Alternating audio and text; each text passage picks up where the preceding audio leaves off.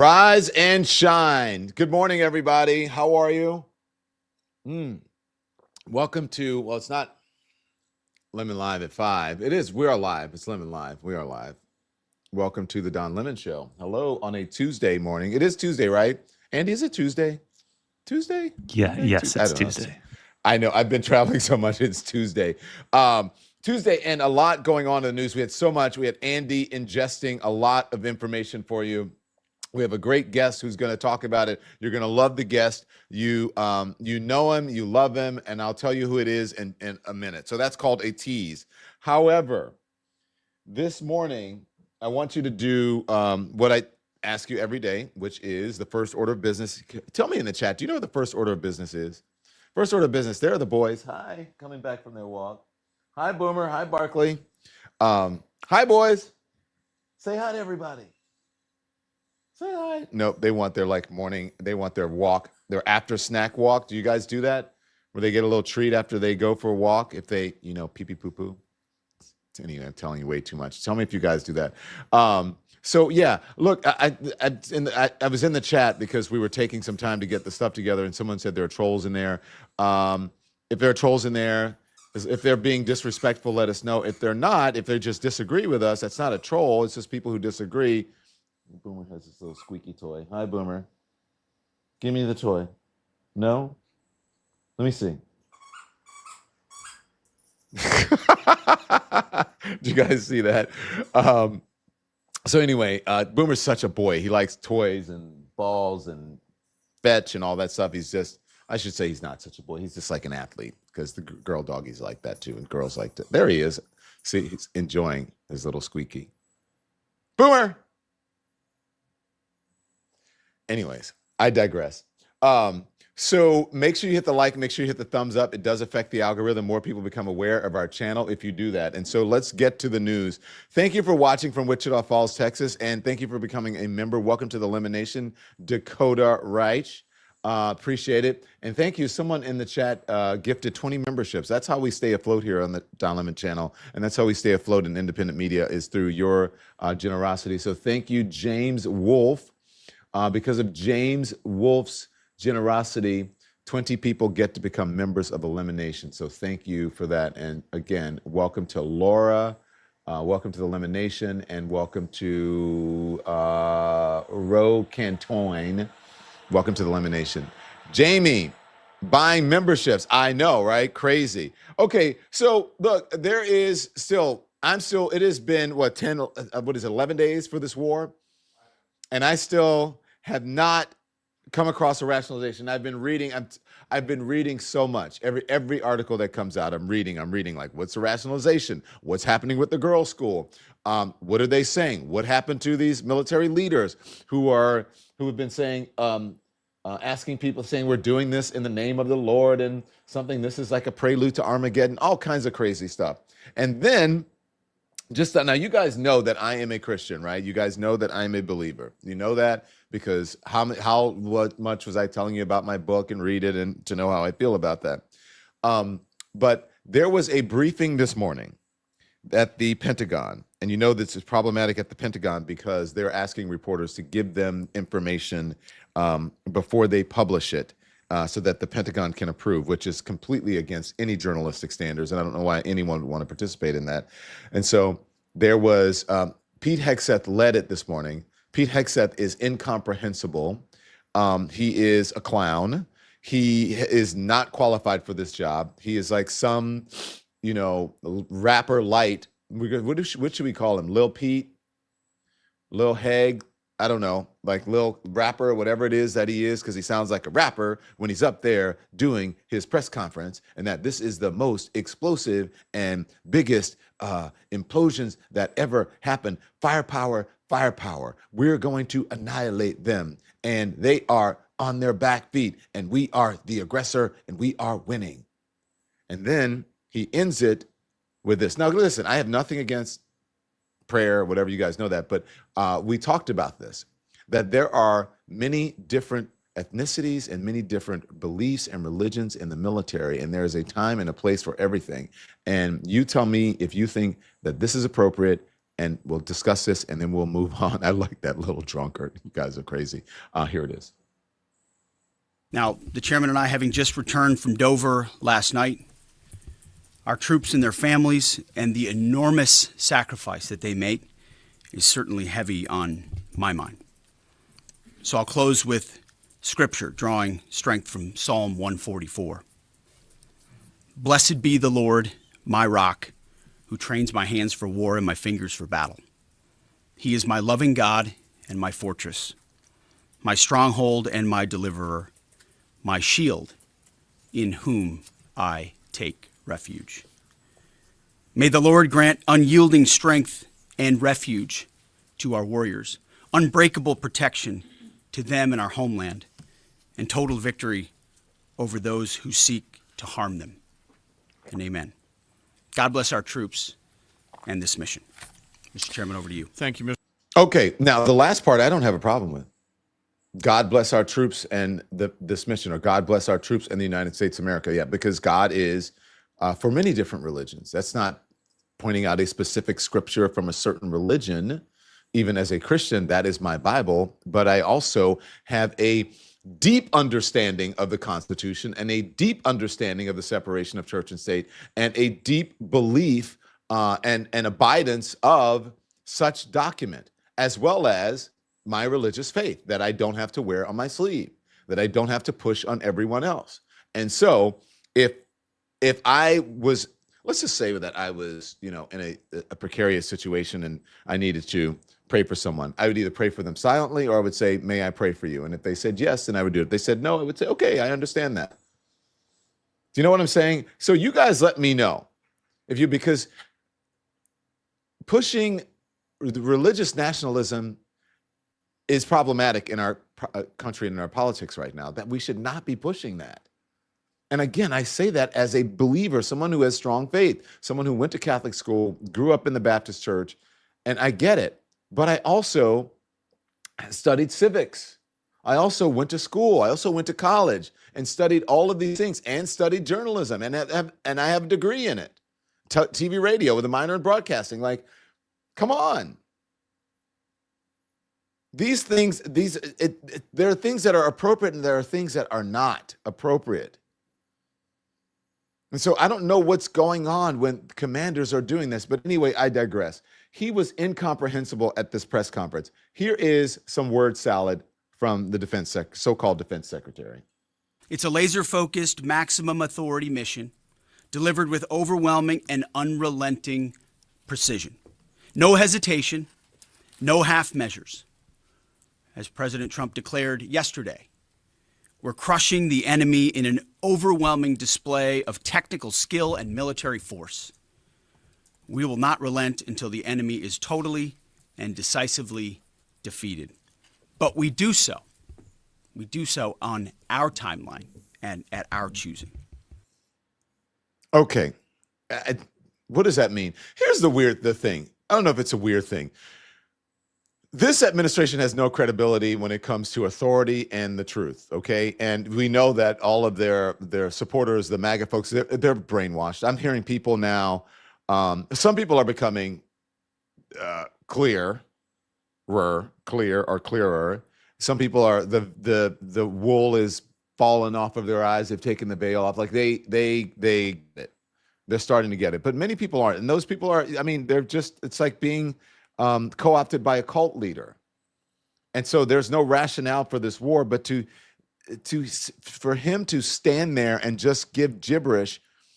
The hypocrisy that I'm talking about is when they say, well, this is what we're doing. This is how much firepower we have. And then they give a briefing that lays out to the terms that they want to lay out what's happening with the mission. And then when asked a question that they don't want to answer, or they feel like is too compromising for them, it may expose them. What they do is say, I'm not going to give you specifics about a mission. That's not what we do. Well, isn't that the whole point of the press conference that you're giving? The reason that you're standing there is to be transparent for the American people. So you give them the information that you want to give them. No one is asking you for top secret information. No one is asking you to divulge as much as you divulged in a Signal chat. or maybe a couple of signal chats. No one is asking for that. No one is asking you to say, okay, we're going here. We're going to bomb here next. Here is what we're going to do, blah, blah, blah, blah, blah.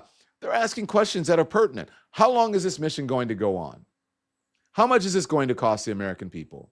What kind of ammunition and munitions are you using? Because that affects the stockpile. And that gives us an indication of how long this is going to last, what it's going to cost us, what the threat is for our people who may possibly be on the ground.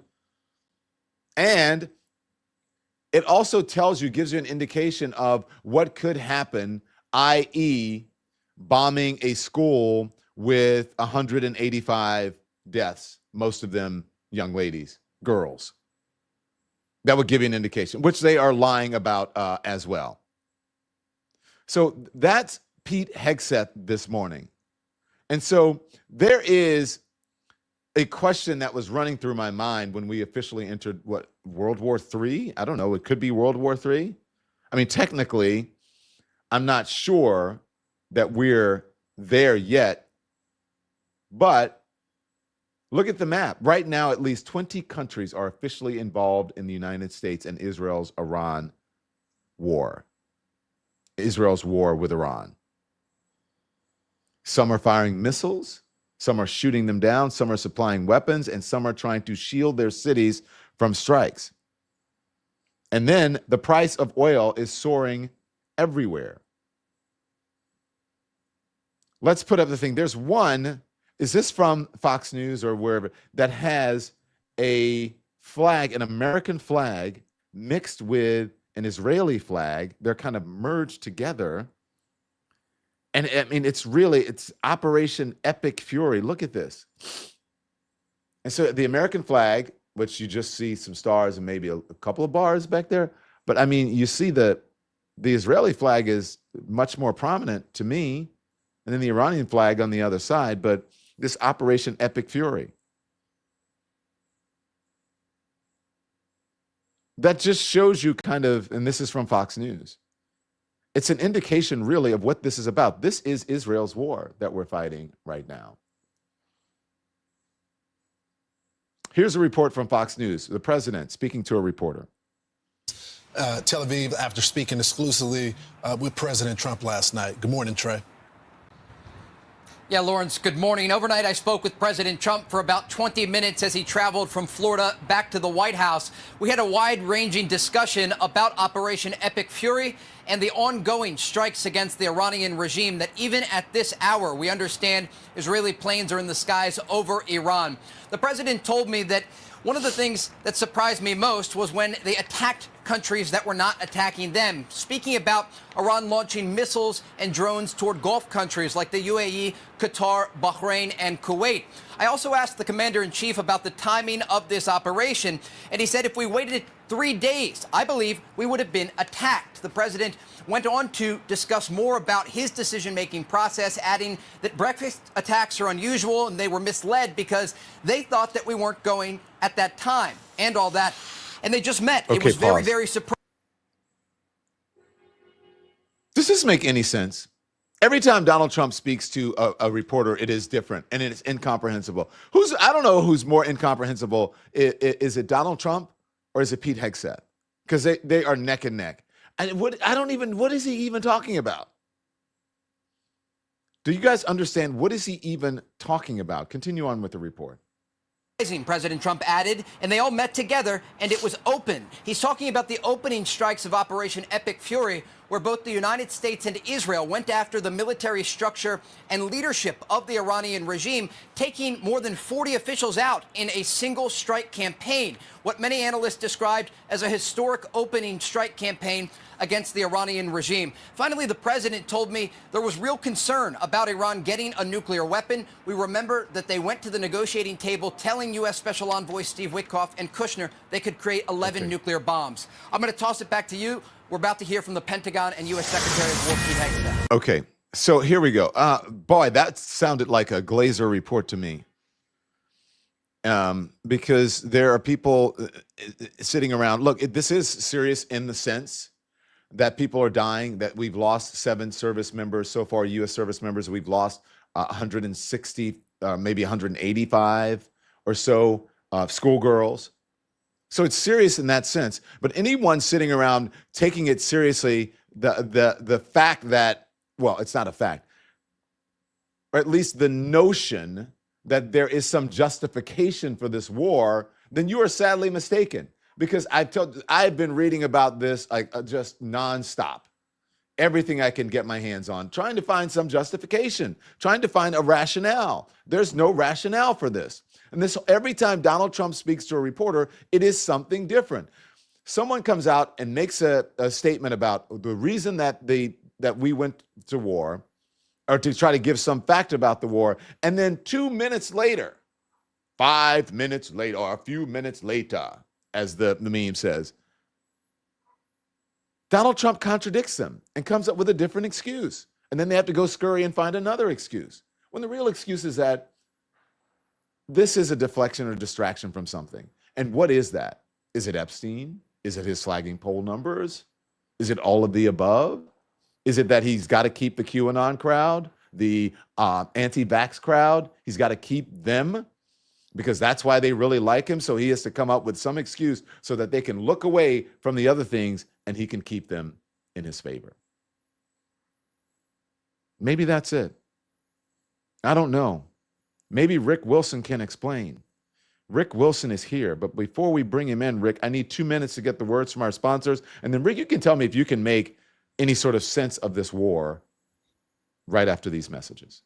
Support comes from Shopify. Now, I want you to picture this. It's late at night. You're scrolling through your feed, and suddenly you see it, the exact product that you have been looking for. Click the link, add it to your cart, and maybe browse a little more. And when you're ready to check out, you realize that your wallet isn't even near you. Okay, and then you see it. Shopify's purple Shop Pay button. One tap, and you're done. That's the sound of another sale. Shopify powers millions of businesses around the world and about 10% of all e-commerce in the United States, from huge household brands to small creators just getting started. Right here at the Don Lemon Show, we use Shopify to bring you the merch that Lemon Nation loves, that you guys love, the lemon heads. So what I like is how simple it is that it makes everything. Shopify helps you build a beautiful online store with ready-to-use templates, AI tools that help write product descriptions and headlines, and built-in marketing tools to reach customers through email and social media. And behind the scenes, Shopify handles the complicated stuff too. Inventory, shipping, returns, even international sales. So if you're ready to sell, you're ready for Shopify. Start your $1 per month trial right now at shopify.com/lemon. That's shopify.com/lemon. Support comes from MSI United States, and I want to talk about something serious for a moment. Around the world, 257 million women still don't have access to contraception. Not because they don't want it, but because it simply isn't available where they live. Now, there may not be a pharmacy in their village. If there is, they may not be able to afford it. Sometimes women walk hours to a clinic only to find out that they've run out of supplies. And when access to contraception disappears, the consequences are predictable. Unplanned pregnancies, unsafe abortions, women dying from causes that are completely preventable. That's why organizations like MSI Reproductive Choices matter so much. They operate in 36 countries, running health centers and sending midwives into communities where there are no doctors or pharmacies. They deliver contraception and reproductive health care directly to women who otherwise would have none. So if you want to help, you can. Text LEMON to 511-511 or visit msiunitedstates.org. A gift of just $39 provides contraception for 6 women for an entire year. So text LEMON to 511 or go to msiunitedstates.org to learn more. All right. Thank you so much to our sponsors. Rick Wilson is a veteran political strategist, best-selling author, and the co-founder of the Lincoln Project. We are just so grateful that he is here, and he is a friend of the show. So, do we have another Pete Hegseth soundbite, Andy, that we can run? Because I want Rick to get the full thing. I'm sure he saw it, but I want it. Yes, we do. Yes. All right, let's play it. Today will be yet again our most intense day of strikes inside Iran. The most fighters, the most bombers, the most strikes. Intelligence more refined and better than ever. So that's on one hand. On the other hand, the last 24 hours have seen Iran fire the lowest number of missiles they've been capable of firing yet. Okay, so did you watch Saturday Night Live this weekend? Oh, I mean, give Colin Jost the Emmy right now, dude.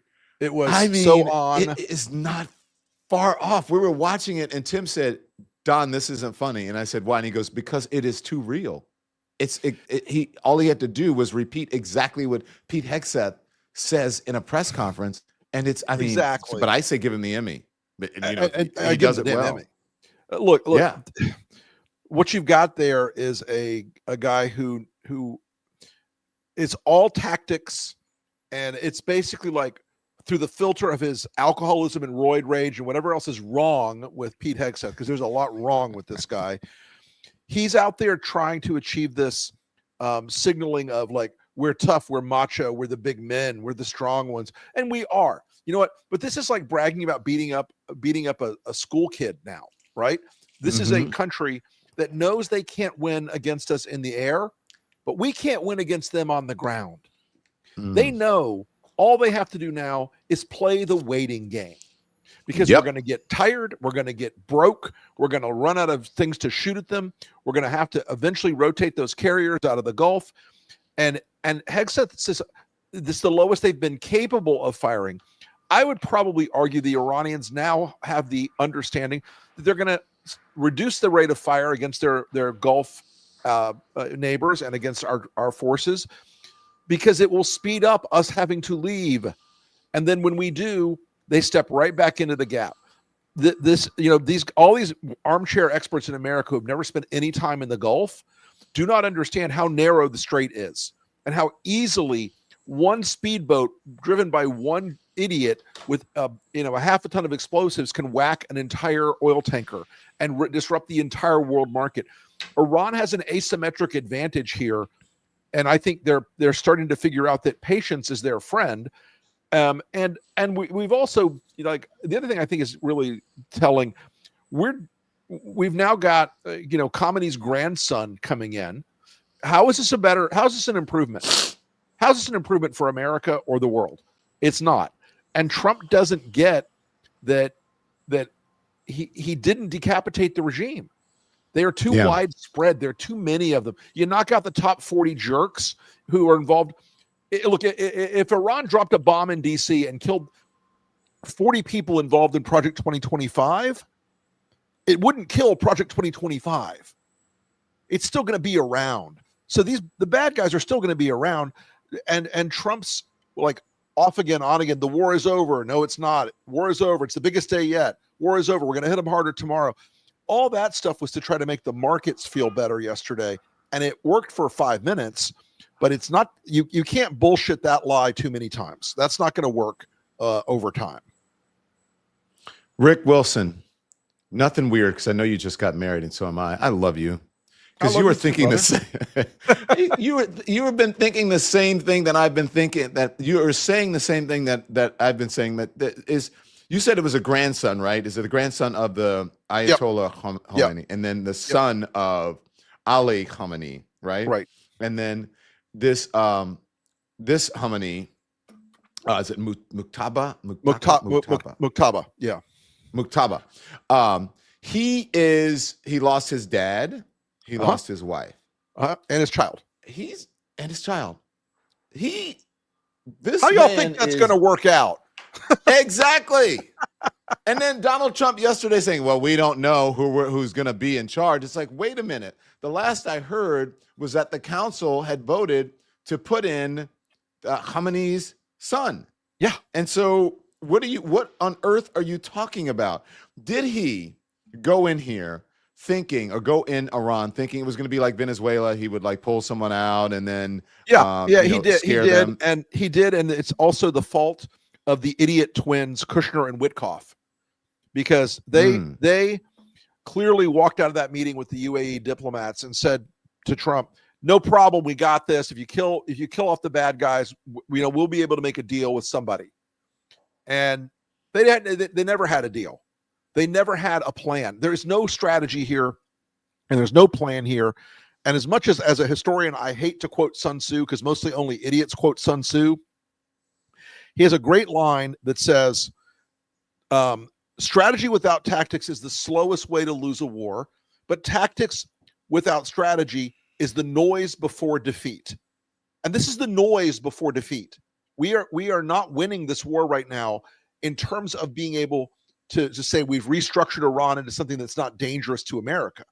We're making it more dangerous. We're making them more inclined to use the low intensity tactics of terror, Right. car bombs, of suicide bombers, of assassination, because in a country of 90 million people, they're going to be able to find 1,000 guys who would be willing to go to America and walk into a shopping mall and set off a bomb vest. And we can't Oh my stop that anymore gosh. because Kash Patel fired all the people on the Iran desk in the FBI because he didn't like them. So it's great news. It's going great. Well, but Rick, you say exactly what people are. So you tell the truth, and I've noticed since this war started, what the American people are concerned about, from my man on the streets to people coming up to me wherever I'm traveling, airports or whatever, is that, is it going to come here? Is it going to come here? Is it going to come here? And I think that's and is it going to come here in different ways? Meaning the price of things, it'll come here, Right. gas prices, obviously, but also what you said. I got to tell you, my husband said, "I'm worried about New York.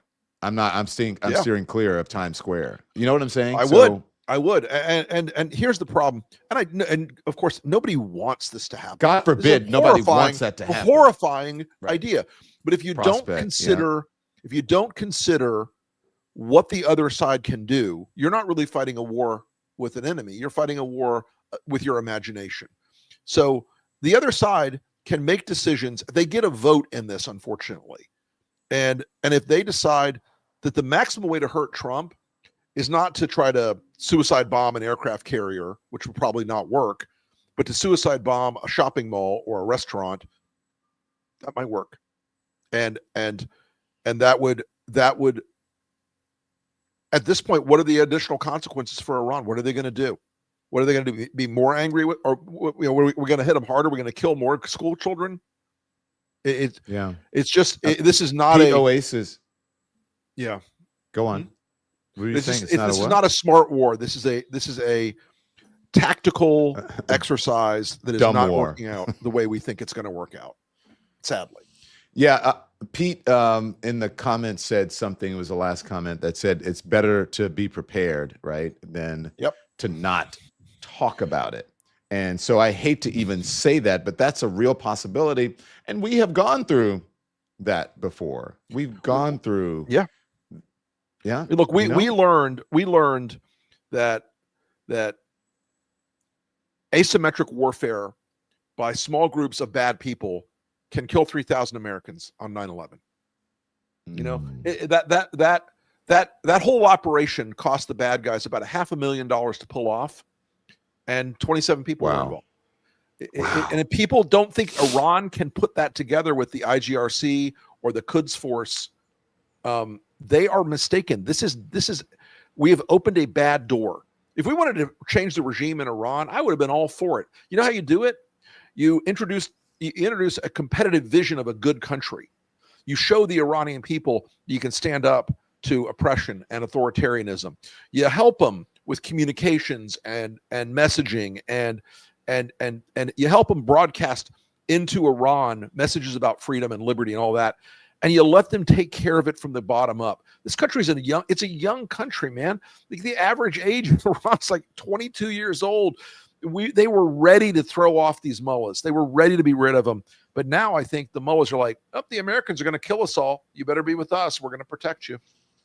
Well, look, here's the most recent example that I can give you is that Russia thought the same thing about Ukraine. Sure that did. They could just go in there and it would be over in a couple of days. And then Ukraine was like, nope. Oh, we know our territory and our land and our ground That a is lot more correct. than you do. And we have been preparing for this for a long time.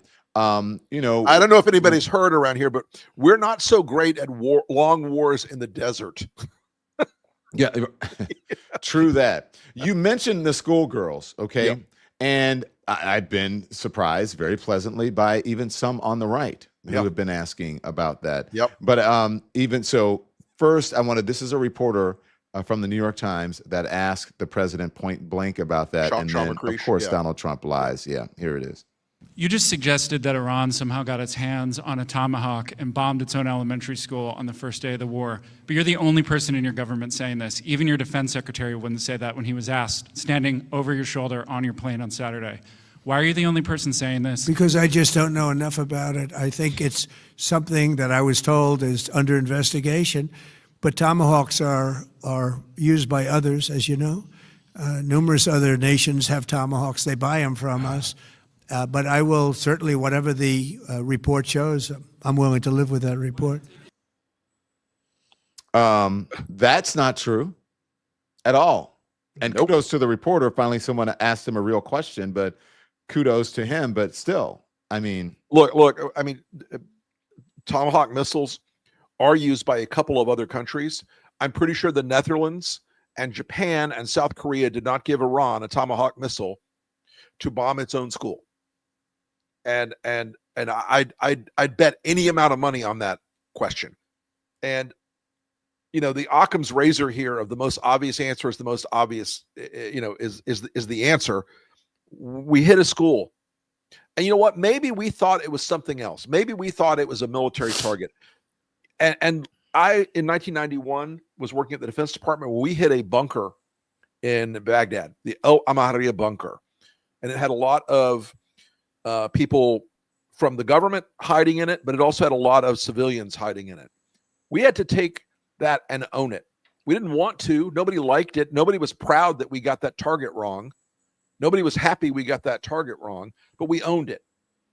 We admitted it. He can't admit this because it will blow up part of the overall MAGA behavior set, Don, which is never apologize, never back down, never say you were wrong, never admit a mistake, ever. It's all that Roy Cohn bullshit that they have in their heads all the time. And I got to tell you, admit the truth, admit that it happened. They should come out and say it. They should stop this ridiculous lie that it was a stolen Tomahawk missile. It just makes them look even more foolish. From Dropsite News, confirmed footage reviewed and geolocated by Bellingcat confirms U.S. Tomahawk missiles hit the girls' primary school in southern Iran that killed 180 people, most of them children. Researcher Trevor Bell notes Israel does not possess Tomahawk missiles. United States does. Neither does Iran. So I'm just saying. It is absolutely insane. And in the darkest world, if you were the Iranians and you were going to fake an attack on a school, you wouldn't use a multi-million-dollar missile you would have had to steal from a major power. You would just use a car bomb. I mean, that's the grisly, that's the grisly reality underneath it is there would be other ways for Iran to pull off that horrifying action if they were doing it. But there are photographs of the damn thing hitting. It was a daylight raid. I'm sorry. We have to own it. We killed a bunch of kids. Here's what Laura Ingraham is tweeting, and then we'll play the soundbite for her because at least, I mean, even she's asking, and there are others in the MAGA coalition who are asking as well. Laura Ingraham is saying, if true, this is horrific news, and the U.S. military will have to address this publicly. Proximity of military compound, obviously a factor, but our weapons also have pinpoint accuracy. Investigators think American forces were likely responsible. So she's responding to that. And then this is what she said on her program. Civilians in war die as well, and this is no different, including children. They've been killed as well, including 165 in a strike on an Iranian school, which the Pentagon is still investigating. Israel says, don't look at us, it wasn't us. Now, if this was some horrific U.S. or Israeli mistake, and again, we have no idea, we will need to own up to it. Full transparency. Don, it's not often I think that you and I find ourselves on the same page as Laura Ingraham. I know. She said the right thing. And for once, it may be like a unicorn appearing with a leprechaun riding on its back during a full moon, but she did with a garden gnome walking across the thing, right? But she did acknowledge it just now, and the sooner the administration acknowledges it. Look, the first rule of crisis management is get the truth out first. Yeah, truth. After that, you can fix all the problems. But this is a really look. It's tragic, but it's also if you support this war. By the way, if you're a person who supports this war, you should want this cleared up. You should want to fix this. You should want to get this problem in the rearview mirror, because right now it is a problem. It is not going to go away. Look, people are not stupid, and even as we talked about, Laura Ingraham is saying the right thing for once. We're agreeing with her at least for once, but I don't think people are stupid, and they realize that if we are going to go to war, which is, and you don't want to be one of those reporters glazing the administration and making excuses for them, and then it turns out to be, you're going to end up in a documentary or news footage saying, "Oh, this is great," and then it's going to be like weapons of mass destruction, and there are no weapons of mass destruction. Maybe Laura Ingraham has realized that because this is her pressing Ted Cruz. We'll play some of it. I want to ask about what the Wall Street Journal is reporting about your colleague, Senator Lindsey Graham. The Journal is saying that Graham traveled several times to Israel in recent weeks to help make the case on Iran, meeting with members of the country's intelligence agency, spoke with Netanyahu, coaching him on how to lobby President Trump for action. Graham said that Netanyahu showed the president intel that persuaded President Trump to go ahead. Senator, I know you all talk to foreign leaders, and that happens routinely. But speaking to a foreign leader on the precipice of war and seeming to be lobbying or being an intermediary, which this seems to indicate, is that the right way to go? Okay, pause this. Wait, what the hell happened to Laura Ingraham? Oh my gosh. Laura Ingram's gone woke. Is she woke now? And did I go through the looking glass? What Lincoln happened? Project Laura. I can see all the attacks they're going to bring up on her. But look, I mean, Don, you should do something. You should. When you see her going at Ted Cruz, and by the way, you can tell Ted Cruz is running for president because he's on the Ozempic again. When you see her banging Ted Cruz on this and his discomfort in this interview about I don't need you Graham's, saying banging Ted Cruz. I don't need that in my head. You know Go what? on. Let's leave that out of my nightmare cabinet, right? Okay, yeah. Thank you. But when you see him, when you see how uncomfortable he is, this guy knows that what Graham did, that if one of Joe Biden's closest associates had spent months lobbying a foreign government to start shooting somewhere, MAGA would be melting down. They'd be burning down the building. There'd be blood in the streets. Mm-hmm. So, she understands this, I think, very, very, more clearly than Cruz does. He doesn't want to. He doesn't want to say it. Yeah. Let's see that. Let's see how Cancun answers. Lindsey is passionate about defending America, and he is on the road a lot. He's talking to world leaders all over the world. There are times when I agree with Lindsey. There are times when I don't. But when it comes to what about this? Well, what about this? I mean, this is something of a totally different level, is it not? No, actually, when it comes to the threat Iran poses, Lindsey agrees they pose a major threat to America, and I agree they pose a major threat to America. Look, Lindsey and I disagreed on the Iraq War. He thought the Iraq War was a good idea. I thought the Iraq War was a mistake. I think Iran is fundamentally different because Saddam Hussein was not murdering Americans on the scale and level that Iran has been doing. Saddam Hussein was not funding Hamas and Hezbollah killing Americans. And President Trump acted boldly to take out a regime that had been killing Americans over and over. But we're not disagreeing on that. Yeah. I'm not disagreeing with that. Our point is working with Netanyahu so closely to lobby President Trump, acting as an intermediary for a foreign country. Is that appropriate? That was my simple question. I'm not trying to be difficult here, but that's slightly unusual, is it not? Yeah, I agree with you on your other points. I don't think it's a fair characterization that Lindsey is an intermediary for Israel. And a lot of the critics say, oh, the war is all about Israel. Understand, it's not about Israel. It is about America. What? The reason President Trump acted is to defend America. There's a reason the Ayatollah referred to Israel as the little Satan. Good. Great. That's, look, Ted Cruz, the level of cope with this guy is all through the damn roof. You mean cope, C-O-P-E? Yeah. The cope is through the roof. He's trying. I thought you said coke. I don't want to see Ted Cruz on coke either. It'd be like Wolverine. But look, what you see there is a little historical revisionism because Ted was all in on Iran. Or Iraq, excuse me. Ted was all in cheerleading on that war. I don't want to hear any bullshit from him on that. I knew the guy in the day. He was perfectly into that whole shenanigan.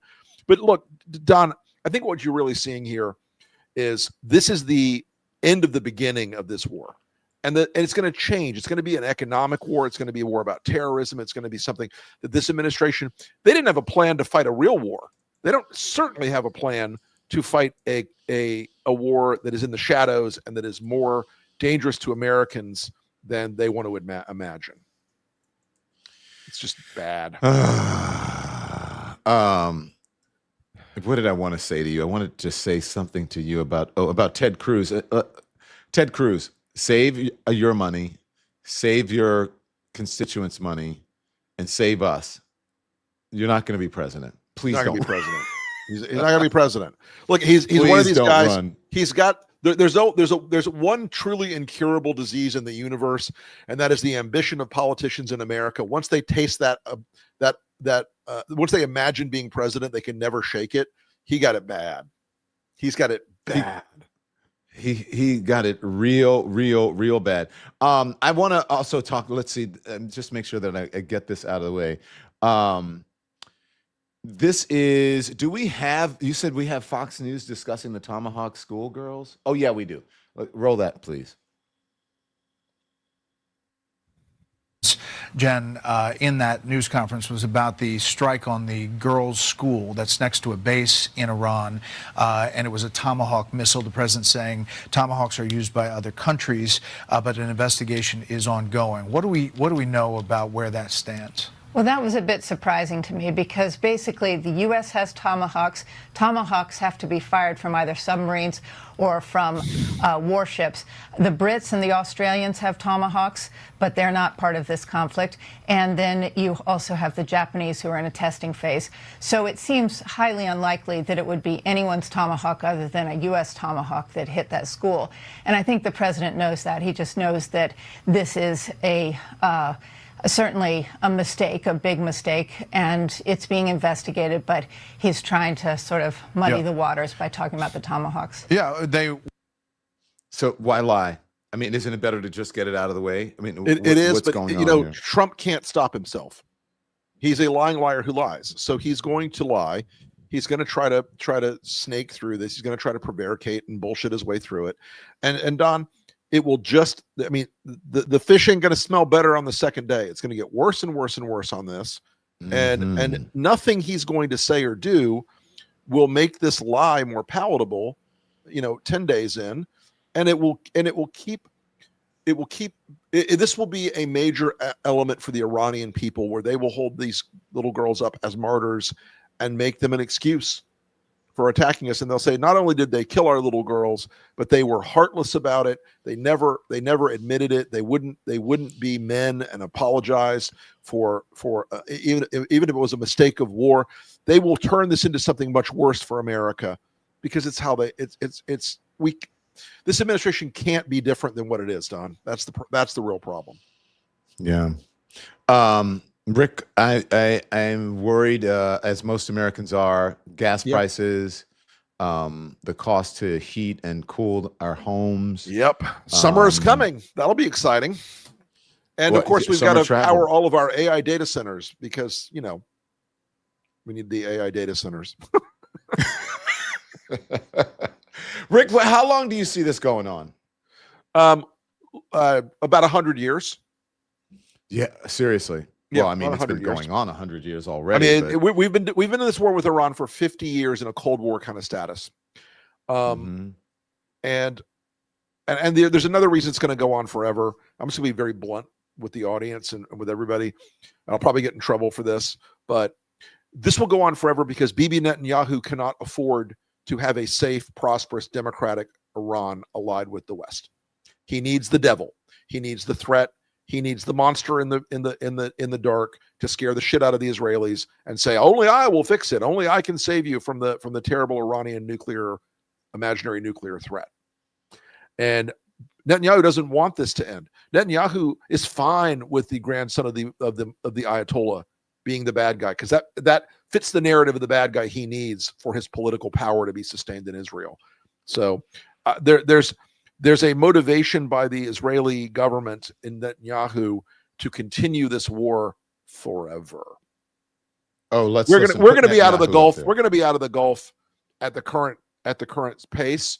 our allies are going to throw us out if we keep this up from the Gulf states because they want to make money, and we're going to run. I mean, the budget for this war isn't $1 billion a day; it's $1 billion every few hours, and we cannot afford to sustain the level of combat we're sustaining right now against Iran indefinitely. So Trump will declare victory, and we'll be out of there sooner than later. But the damage is done, and the terrorism that's going to spin off from this is forever. So you believe, as a guest yesterday said, that by April, I think it was Mark Caputo, by April, Donald Trump will declare victory and we'll get out because he just can't sustain public sentiment about this. You can't sustain it. And look, the polling on this is terrible. Horrendous. The polling on this, Don, here's a great little fun fact. My son, Andrew Wilson, the pollster, came up with this. He did some research. The war with Iran right now is at the same level of popularity that the war in Vietnam was when the helicopters were flying off the roof of the embassy at the end. Wow. This war started unpopular, and it's going to end less so. Wow. It's nuts. Wow. It's nuts. So thank you. And look, Trump knows he's in trouble. So that's where we're at. Thank you. Oh, wait, let's see. What do we have? Who's this we have? Is this? Oh, latest polling shows the war in Iran is already unpopular at historic scale. Conflicts there you go. Usually enjoy broad support at the onset, but public attitudes turn negative as war drags on. As wars drag on, the war in Iran, however, is unique. People just don't want this anymore. Nope. I think it's too close to, Afghanistan and Iraq. And, the other thing, Don, and I think Afghanistan and Iraq were very contentious with Americans for good reason after a while. But in the beginning of those two wars, there was a catalyzing moment in the American people's mind. And rightly or wrongly, they associated those wars with 9/11. There is no 9/11 here. There is no 9/11 moment here where Americans said, my God, we've got to take out those Iranians right now. It doesn't exist. That moment has not, it didn't occur with this, but it sure might after these attacks. Yeah. So not going to go well. Thank you, Rick Wilson. You bet. Thank you, Good Don. to see you, Appreciate buddy. you. Good to see you. All right. Man. Thank you. Talk soon. Good to see you. Thank you very much. Man, what a great guy. Very informed, very informative, amazing. We're going to talk more about this war, the cost of war in dollars and in human toll as well. And what comes next? First, a word from our sponsors. Support comes from BioOptimizers. So let me tell you about something that I am trying right now as part of my nighttime routine. I kept hearing about magnesium breakthrough from BioOptimizers, and the thing people kept saying was that this one is different.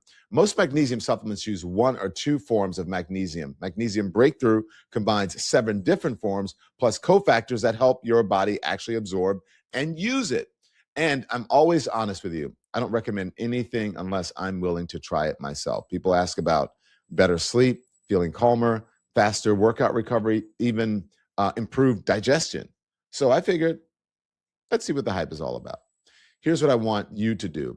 Try it with me. Track your sleep for a couple of weeks. Pay attention to how you feel when you wake up. See if you notice a difference in how rested you are. And this part matters. BioOptimizers offers a 365-day money-back guarantee, a full year, no questions asked. So there's really no risk. Go to biooptimizers.com/Don Lemon and use the code DON15 for 15% off any order. That's biooptimizers.com/Don Lemon with the code 15. Make 2026 the year you finally start sleeping better. This episode of the Don Lemon Show is brought to you by Graza, makers of crazy fresh olive oil. And listen, if you cook even a little bit like I do, olive oil is one of those things where quality really matters.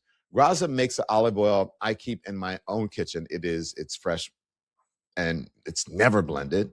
It's made from high quality olives, and every bottle shows the harvest date. And it's because it's right there on the bottle. You know exactly when it was made. They've got sizzle, which is perfect for everyday cooking, sauteing, roasting, and marinating. And then there's drizzle, which is a bowl finishing oil that's amazing on salads, vegetables, pasta, even just dipping bread. And then frizzle is their high heat cooking oil that's great for grilling or frying. And if you want to try something new, they've got something new too. It's Graza olive oil mayo.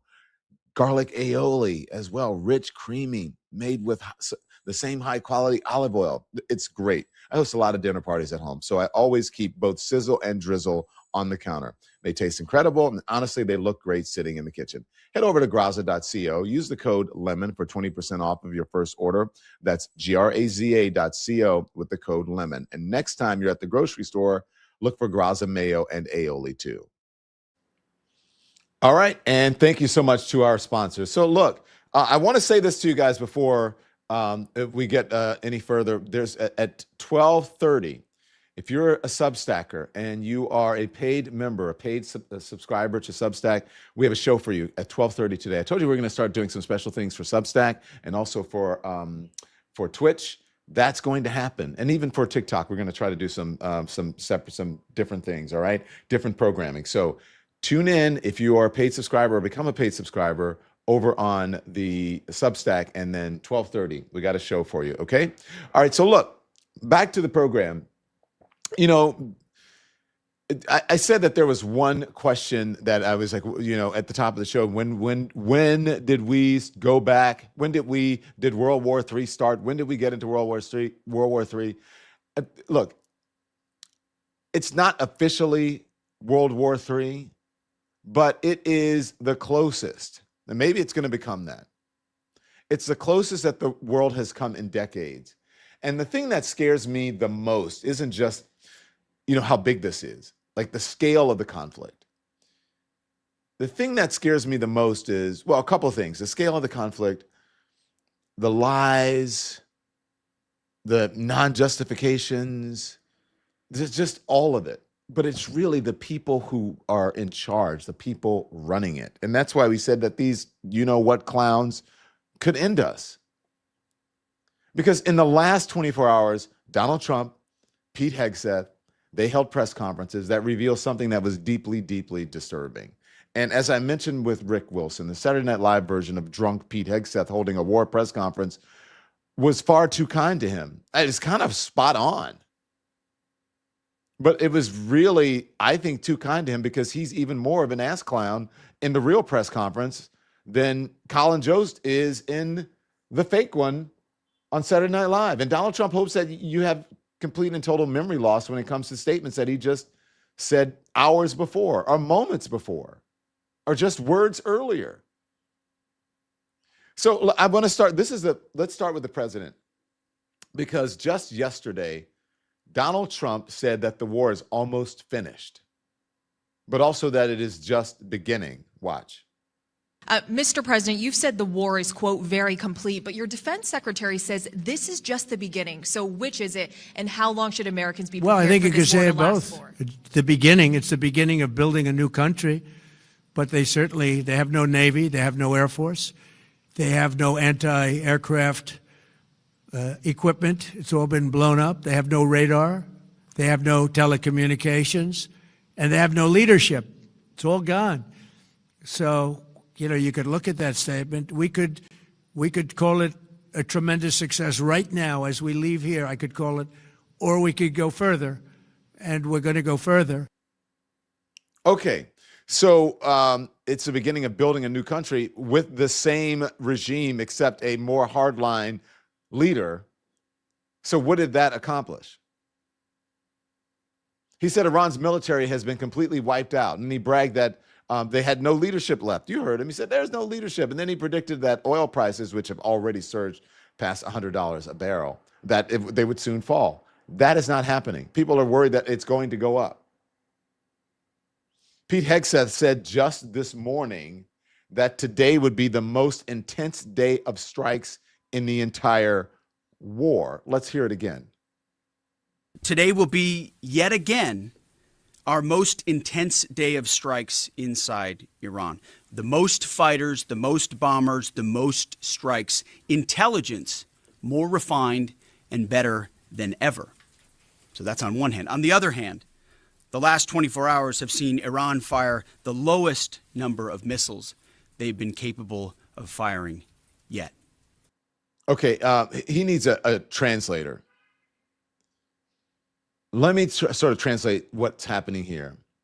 They're taking this war one press cycle and sometimes just a few words at a time. So let's see what we can say for this press conference.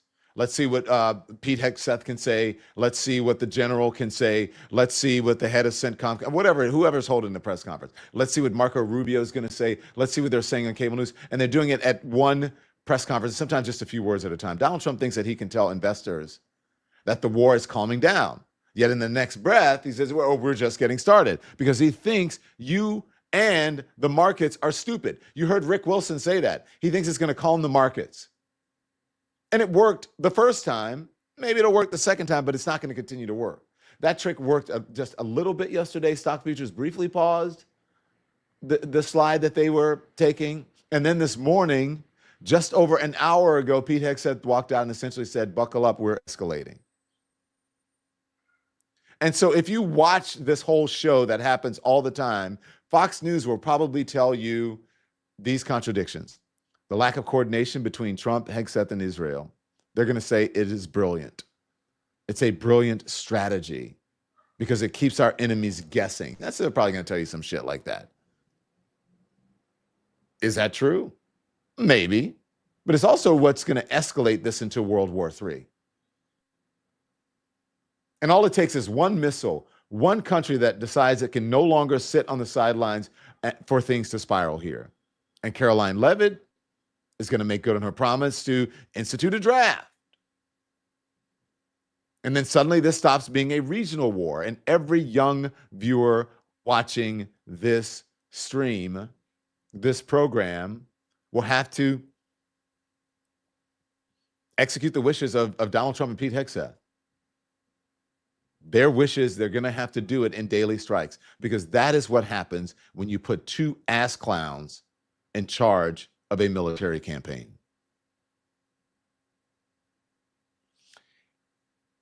Join us for our 12:30 Substack for members only. If you want to get the scoop on what's going on with the war and other things, you can join us at the Substack. Go to donlemon.com and just go right down. And if you go to donlemon.com, if you want to become a member on Substack, go down. See, it's the last button. It looks like a ribbon. Click on that, and then you can become a member over on the Substack, and then you can join us, and you will get our special 12:30 show over on the Substack, okay? So go to donlemon.com. If you want to know anything about the show, check out Twitch. See, Twitch is under stream. Hey, Nikki, when's our Twitch show? Is it Thursday? We have a Twitch show. Something. We have a Twitch show on Thursday. Thursday at 3 o'clock. So Twitch, Lemonhead Twitchers, get ready. Thursday at 3 o'clock, we have a show just for you. Today it is Substack. And Thursday it will be, what are we going to do? I don't know what we're going to do for Twitch. Twitch likes it when I'm out moving around, interviewing people, doing things. We'll try to do something different for them. And then at the top, of course, our watch button is our YouTube. And if you want to go and become a member over on the YouTube, you can. If you are a member, you can gift memberships. If you are not a subscriber, I would urge you to please subscribe. It's free, but membership's very reasonable, $2.99. Come on, guys. You got your Loca Choca Mocha Chocolate Latte Grande supersized extra foam almond milk for $10 today. Surely you could do that, or even the $9.99 membership, which actually people ask which one gets you into the private chat. That is the one at $9.99 that gets you in the private chat, okay? And then the one that's $49.99, that gets you on the show. And we had a show yesterday, the private show. Usually we have a public show, and we do both for our members. And so you get to be on just like a regular old person on broadcast or cable news, and you get to be on to, or just in like anyone on this program who gets to speak. And so there you go. And then also the subscriptions are free. So if you're a member already, you can donate or gift a membership. And if you're a member, doesn't mean that you're subscribed. So make sure that you're subscribed. Okay. And at the top of donlemon.com, our dates, DL and DL, anything goes. Raleigh, North Carolina, 4-3, April 3rd. It's getting close. Cleveland, Ohio, 4-4. Boston, 4-17. Tysons, Virginia, 4-18. DL and DL, anything goes. The shows are amazing. They sell out. Get your tickets now. People wait for the last minute all the time. We're like, we're not sold out yet. And then all of a sudden it's sold out, and then people are freaking out because they didn't get a ticket. So make sure you do it, okay? So Thank you for watching. I'm going to see you back here at 5 o'clock. I'll see my Substackers at 12:30. The Lemonheads over on Substack at 12:30. So be informed without being inundated until I see you back here at 5 p.m. Eastern time here on the Don Lemon Show on the Don Lemon channel. Turn the TV off. Thanks so much for watching, everybody. Your support means the world to us. Don't forget to hit that like button and subscribe so you never miss a show. We're live every weekday at 10 a.m. and 5 p.m. Eastern time with new clips dropping at 2 p. and 8 p. And if you want even more Don Lemon Show content, join the Lemon community.